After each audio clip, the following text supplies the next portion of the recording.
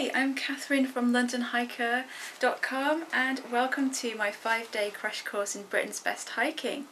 This is going to be perfect for you if you want to do more hiking in Britain, especially if you're new to Britain or new to hiking in Britain, you live in the southeast and you don't know where to start.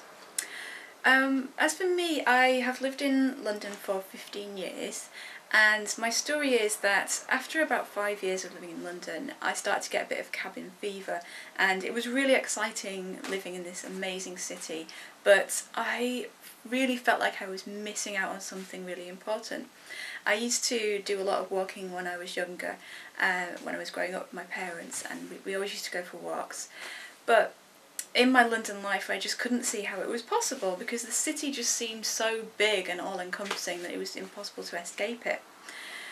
But I started to investigate and I started off doing some local London walks, so things like the London Loop and Capitol Ring and visiting London's parks. And then I ventured out on some day hikes from train stations from London into the surrounding countryside, and that was all really great, but after a while of that I felt like I was missing out again because what I really wanted was to see hills and proper deep wild countryside and not be walking down an alleyway between two really rich people's houses in Suffolk or something. I wanted to see hills and just be away from the city properly.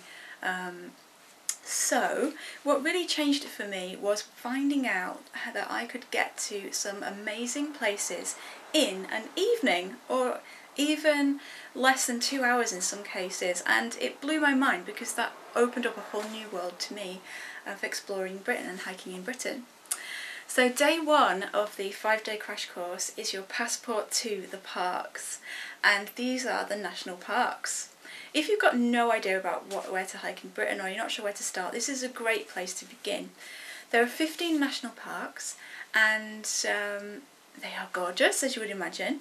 What I have done in the download that you'll find below the video is I've put on all the national parks, and you will find how to get there by train from London, the station from London that they leave from, and the station that you are heading to in the national park, and how long it takes. And I've ordered them by how long they take, so the nearest ones are at the top and then it goes down the further away they go.